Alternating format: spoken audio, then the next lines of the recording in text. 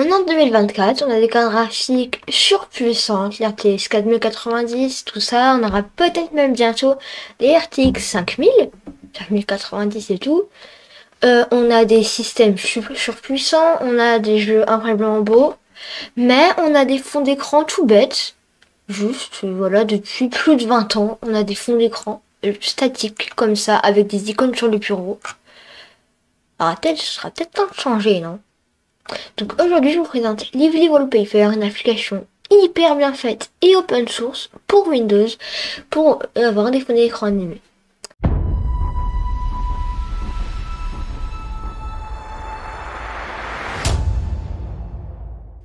Donc comment installer Lively Wallpaper?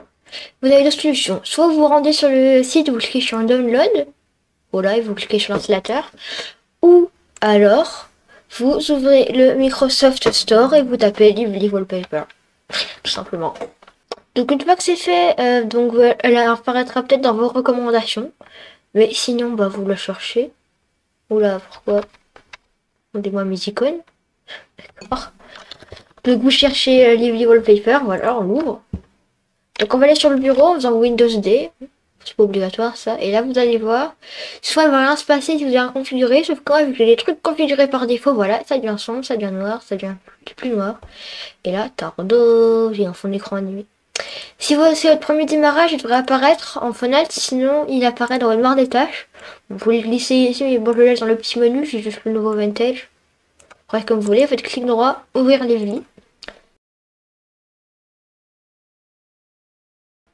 Donc vous arrivez à cette interface là, alors il est possible qu'elle soit en sombre. Donc avant de configurer, d'utiliser un des fonds d'écran, je vous conseille d'aller dans les paramètres. Donc il y a plein d'options telles que démarrer Windows, démarrer avec Windows. Une petite icône dans la barre de tâches, je vous conseille d'avoir ça activé. Les effets animation d'interface utilisateur, si ça lag trop comme moi, il faut toujours désactiver. Ça enlève les animations, mais du coup ça laggera moins. Et de l'interface, les fonds d'écran sont toujours allumés, bien sûr. Allumés. Animés. Et ensuite, le niveau de volume des fonds d'écran, je crois pas que c'est encore intégré, que c'est vraiment utile pour l'instant, je sais pas. Et le répertoire des fonds d'écran, où sont stockés les fonds d'écran. Ensuite, donc plein d'options, je conseille de regarder un petit peu. Alors, il y a plein de choses super intéressantes. Aussi, les règles par application. Genre, quand j'ai Flirt, donc mon navigateur est ouvert, ça se met sur pause. Ça marche pas extrêmement bien, mais voilà. Fond d'écran, vous avez encore d'autres options, telles que image de bureau, comme définissez une image de fond d'écran animé comme un fond d'écran. Vraiment pas mal. Les périphériques d'interaction, par exemple, là je suis sur la souris, donc genre c'est avec ma souris que mon fond d'écran il va communiquer entre guillemets. Là je bouge ma souris, les triangles ils vont s'allumer. Le format de fichier vidéo, l'accélération, le navigateur, on vous recommande de laisser Safe Sharp, très bon. Le cache sur disque ou pas, c'est comme vous voulez, vous les activez. Par défaut, il est désactivé, il faut voir. Les exclusions des applications, sur l'affichage et détails de la musique. Et bon, je finis le truc système et on n'a pas vraiment de truc ici, sauf les debugger et les fichiers de log. Donc, sur le menu, donc, je vous présente les quelques onglets. Donc, bibliothèque, la galerie qui n'est pas encore disponible au jour où j'enregistre cette vidéo. Et bien évidemment, les mises à jour pour faire les mises à jour. Si vous me demandez pourquoi c'est magasin, parce que moi, je l'installe depuis le Microsoft Store. Et store en anglais, ça veut dire magasin. Voilà. On va revenir ici, bibliothèque. Bon. Je cherche les mises à jour, hein, du coup il lag. Vous pouvez ajouter un fond d'écran, donc en glissant des fichiers, entrer une URL, créer un fond d'écran limite, enfin vous avez plein de choses. Juste à lire, on s'en échappe. Ici, c'est pour voir vos fonds d'écran actifs.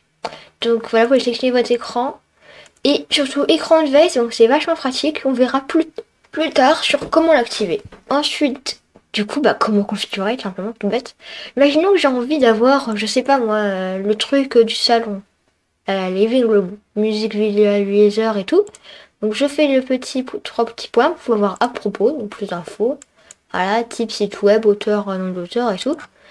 Donc 3 petits points. Définir comme fond d'écran. Vous choisissez votre écran. Donc moi, vu que je l'ai déjà là, je vais le mettre ici. Donc sur l'écran que vous regardez, que vous avez actuellement. Je pense que j'ai mal appuyé. Du coup, voilà, il devient noir. C'est le temps que le navigateur se rafraîchit et et là, mon cerveau a bugué là. Et où il va revenir reprendre l'écran de veille. Alors, si vous me demandez pourquoi ça lag autant, non, ça lag pas autant, c'est juste parce que je rec avec OBS. Normalement, il va désactiver automatiquement Lively quand je suis OBS, mais vu que bah là je vous montre Lively, ce serait bien désactivé. Et voilà, il est arrivé. Trop bien. Du coup, voilà, vous avez vous pouvez faire clic droit personnaliser. Donc pour personnaliser, voilà. Vous pouvez voilà un aperçu, voir sur le disque, le partager, le supprimer ou l'éditer. Voilà. Donc on va, maintenant que j'ai tout montré, voilà, vous avez plein d'autres petits. Moi, je l'aime beaucoup celui-là. Vous avez aussi la periodic table qui est très bien. D'ailleurs, vous pouvez voir un aperçu si vous cliquez. Voilà, veuillez patienter.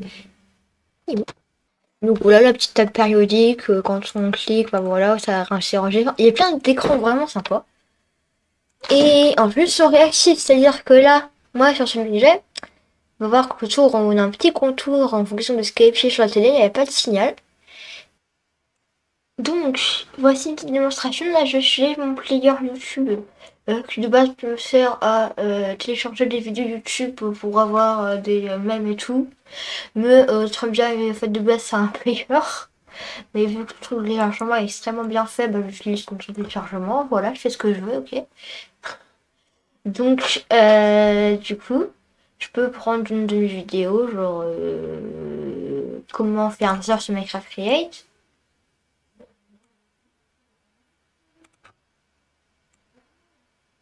Regarder la télé. Faites action, on se retrouve pour un nouveau tuto pour faire un ascenseur.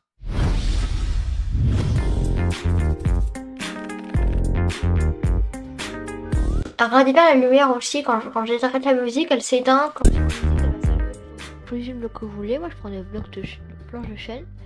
Et vous venez faire le plancher. Et le signal et le contour reprend sa forme normale. Le Lively Wallpaper est juste génial. Pour finir, maintenant on va voir comment avoir un mode écran de veille. C'est simple, il faudra télécharger un .zip qui, voilà, avec dedans un SCR. Ce SCR, vous allez le mettre sur votre bureau, donc apparemment le téléchargement ça marche pas. Voilà, le voici. Vous faites CTRL X pour le couper, ou clic droit couper, hein, ça marche très bien aussi. Si vous coupez, coupez, voilà. Vous faites disque local, Windows, et vous le fichez ici. Et ensuite, une fois que vous l'avez fiché là, vous faites clic droit et installer. Voilà. Et ensuite, vous pourrez ouvrir l'écran de configuration écran de veille. Donc, modifier l'écran de veille si c'est pas ouvert tout seul. Et maintenant, je vais vous montrer comment personnaliser l'écran de veille de Lively. Donc, j'ouvre Lively.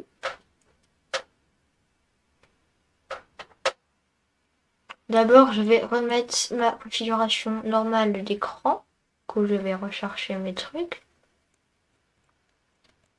Voilà. Merci. Et ensuite, vous modifiez votre écran de veille. Vous allez sur un fond d'écran actif. Si vous avez bien tout installé, quand je serai sur écran de veille, vous n'aurez pas de message d'erreur. Ensuite, donc, vous pouvez soit dupliquer le fond d'écran, soit faire personnaliser. Déjà, vous pouvez, lors de la reprise, afficher l'écran de connexion, c'est-à-dire demander le mot de passe, ou pas. Alors, enfin, je laisse la vidéo lag un peu, c'est parce que mon PC, il a du mal, voilà, à faire le rec et Lively Wallpaper. Et donc, du coup, vous sélectionnez un écran, vous faites les petits carrés et vous sélectionnez un économiseur d'écran. Donc, genre, je peux prendre Rain. Hop, voilà, ok. Et du coup, on a l'écran de veille configuré. Donc voilà, après, vous pouvez encore personnaliser. Donc, genre, Rainy Window, voilà, je peux mettre une montagne ou pas. Post-processing, 30 FPS, d'accord. Il y a plein de trucs. On peut même mettre des éclairs. C'est vraiment complet.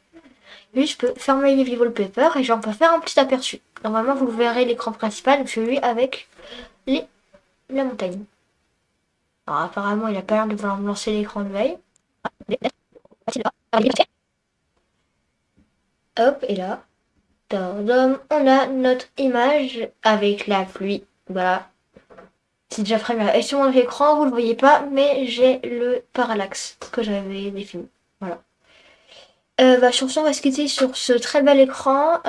J'espère que vous avez aimé la vidéo. Si c'est le cas, n'hésitez pas à liker, vous abonner, partager, commenter. Et au revoir. Et si la vidéo a atteint 10 likes, je vous fais une autre vidéo sur un logiciel du même créateur qui est lui aussi open source, fait sur la météo. Le logiciel est juste incroyable aussi. Au revoir.